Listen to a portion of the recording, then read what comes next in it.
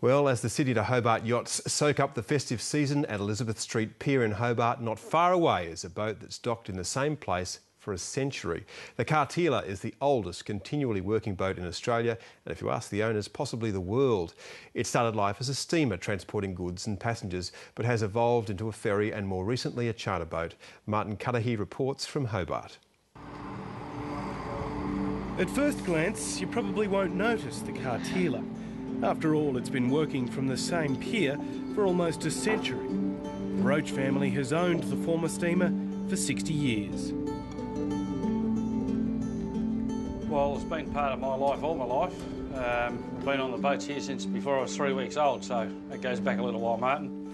In the late 19th and early 20th centuries, Tasmania's waterways were the highways. About 80 steamers like the Cartilla serviced southern Tasmania. They were the means of transport to all the outlying districts before roads were developed to the standard they are now.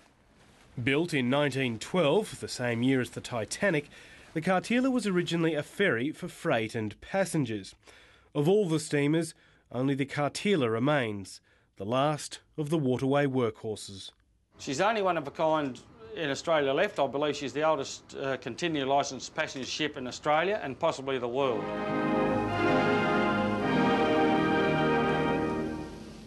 Hobart's Tasman Bridge as it looked less than an hour ago, smashed in two in an incredible accident. When a bulk carrier crashed into the bridge spanning Hobart's River Derwent in 1975, 12 people were killed and the city was cut in two. The Cartilla entered a new phase of its life, concentrating solely on commuters. Over the 3 years nearly the bridge was down, we carried hundreds of thousands of people and had a lot of fun, and we put the bar on board then, and of course that was a revolution. Every day it left on time. Even the afternoon one particular passenger had been working late. The gangway was aboard and he took a running leap, and I think he would have jumped at least 8 feet in the old money, about 2.5 metres, and we nicknamed him the Gazelle after that. And that was to catch the boat? That was to catch the boat. The boat had left the wharf and he wanted to catch it. These days the Cartilla is used a little less frequently. It's mostly moored on the Hobart waterfront, serving as a reminder of the age of steam. Well, the Cartilla is the very last of those vessels that's still afloat, and it would be wonderful to see it preserved. So this is the Cartilla collection?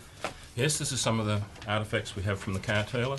The president of the Maritime Museum of Tasmania, Colin Denny, believes restoring the boat is a terrific idea, but it won't be easy. The great difficulty with preserving steamers is having the resources to do it, and it's not only the resources in terms of money, but it's resources in terms of people with the skills to operate steam vessels.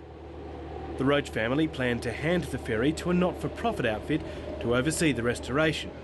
The man in charge will be Scott Ashton-Jones.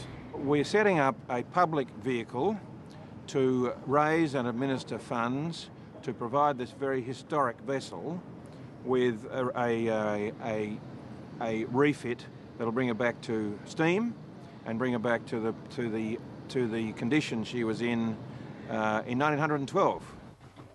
Oh, mine's ready. The first step in the restoration project will be converting the diesel engine back to steam.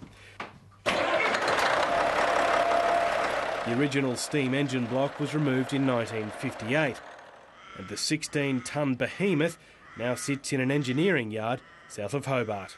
We've got to strip it down. We've got to strip it right back, don't we? Yep. Right down to ascertain just what work is actually required still to get it back in running. The Saunders and Ward engineering team have restored steam locomotives before, but never an engine quite like this. The high-pressure cylinder, the intermediate cylinder, and then we've got the low-pressure cylinder there, so that makes it a triple expansion.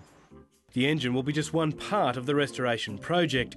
A complete refit of the Cartilla will take about 3 years. When she's gone, that's it. It's the end of the story, and we have the knowledge, we have the skills, we need the money. And a lot of it. It will cost somewhere between $3 and $5 million to return the Cartilla to steam. Martin Cudahy reports.